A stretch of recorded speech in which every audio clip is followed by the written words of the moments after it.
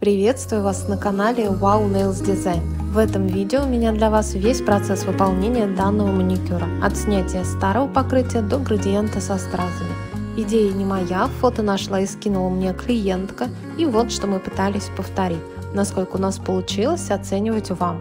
Градиент заранее не репетировала, сделала то, что подобрала с первого раза, и камера, конечно, немного исказила, в жизни это более бирюзовый, а не голубой. Спиливать буду вот такую месячную красоту. А такими они были месяц назад. Кто подписан на мой инстаграм, видел эти новогодние ноготки ранее.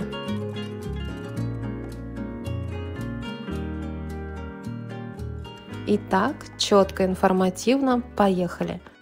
Твердосплавной фрезой усеченный закругленный конус с синей насечкой спиливаю старое покрытие. Не знаю, самый варварский, но самый вкусный момент. Спиливать эти рисовашки жалко безумно, конечно, учесть еще сколько я это все рисовала, и они всего лишь только отросли, даже не выцвели, такие же четкие, яркие и красивые. Итак, спилив старое покрытие, пушером аккуратно приподнимаю, пододвигаю кутикулу. Алмазной фрезой пламя с красной насечкой на 25 тысячах оборотов выпиливаю птериги из-под кутикулы, синусов и пазух боковых валиков, вместе с тем зашлифовывая сами боковые валики. Обработав таким образом все пальчики, переключаю аппарат на реверс и повторяю все те же самые движения, но уже в обратную сторону. Затем кусачками для кутикулы аккуратно отрезаю кутикулу, стараясь сделать это одним срезом, одним рулоном, где необходимо, дорабатываю. Пушером аккуратно пододвигаю кутикулу и тщательно вытираю ноготки от пыли и обезжириваю, подлазя во все пазухи. Бескислотным праймером или он же ультрабонд промазываю натуральный ноготь. Для стопроцентной носки ноготок промазываю базовым гелем либо базой для гель-лака втирающими движениями.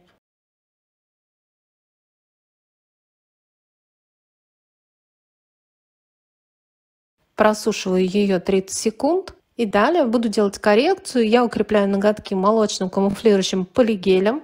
У меня он с мелким шиммером. Шпателем поставила горошину полигеля на ноготок. И влажной кистью смачиваю ее периодически в антисептике. Приминаю сначала в сторону кутикулы, а затем разглаживаю по всей длине ноготка. Таким образом корректирую, укрепляю все ноготки, клюющие поднимаю, растущие в сторону разворачиваю. Ноготки получаются достаточно ровные, полигель окончательно просушиваю 1 минуту. Вытираю липкий слой и сверху все равно подпиливаю, выравниваю. Делаю это той же самой фрезой, что и снимала старое покрытие. Твердосплавно усеченный конус с синей насечкой. Подпиливаю снизу, убирая немножко толщину, чуть-чуть по форме и выравниваю сверху.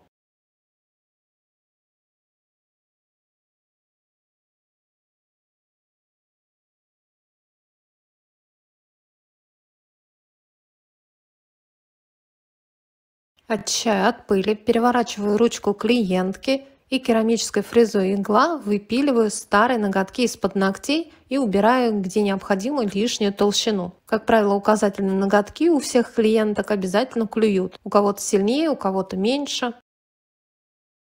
Выпилив натуральные ноготки из-под свободного края, переворачиваю ручку клиентки и пилкой 180 грит выравниваю свободный край.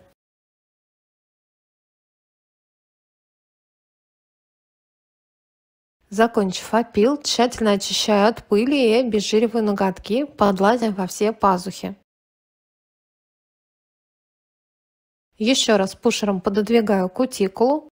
Отступив миллиметр от кутикулы, нанесла 2 мм черного с шиммером гель-лака. Далее на треть ноготка ярко-бирюзовый.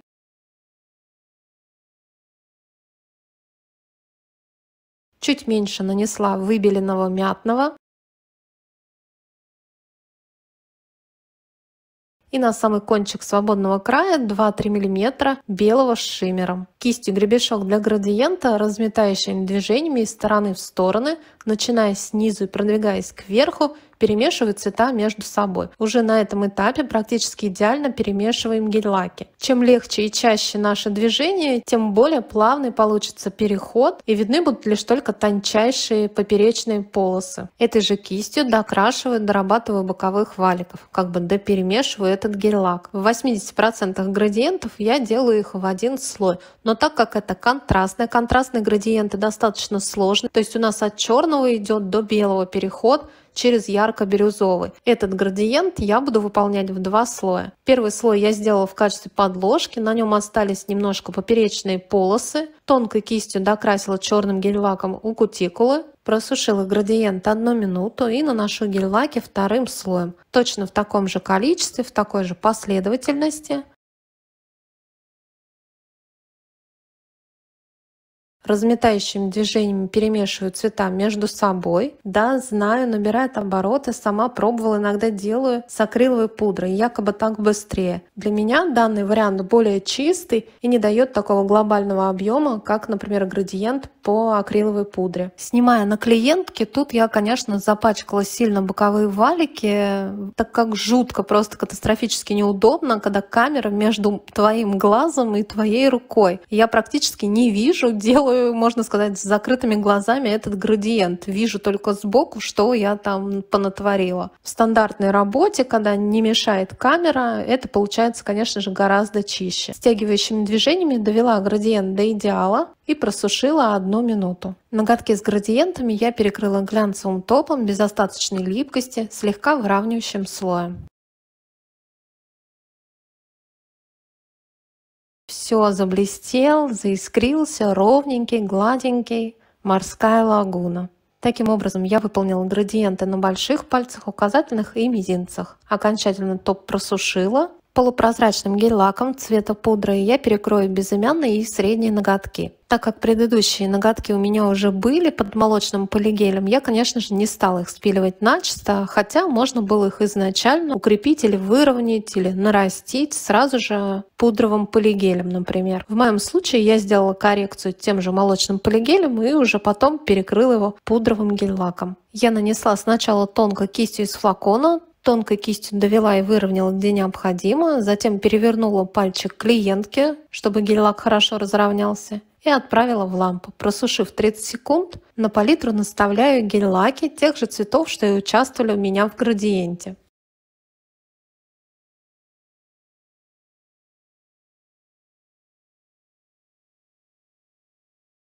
По этим мазкам делаю 2-3 движения пушером, чтобы получить красивые разводы. Далее, как на лопаточку, на кисть гребешок для градиента, набираю эти цвета, разводы и переношу на ноготок, проходясь слегка волнообразными движениями сначала в одну сторону, затем в другую. Если необходимо, на кисть набираю еще разводов и прохожусь.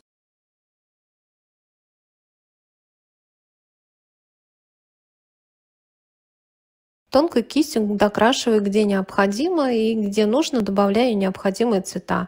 Где-то добавляю чуть больше темного или светлого. Сделать границу этих гель-лаков более волнообразную. И вот такой несложный залипательный дизайн получается. Просушиваю его 1 минуту. Ноготок перекрою выравнивающим слоем матового топа. У меня он с серебристыми хлопьями.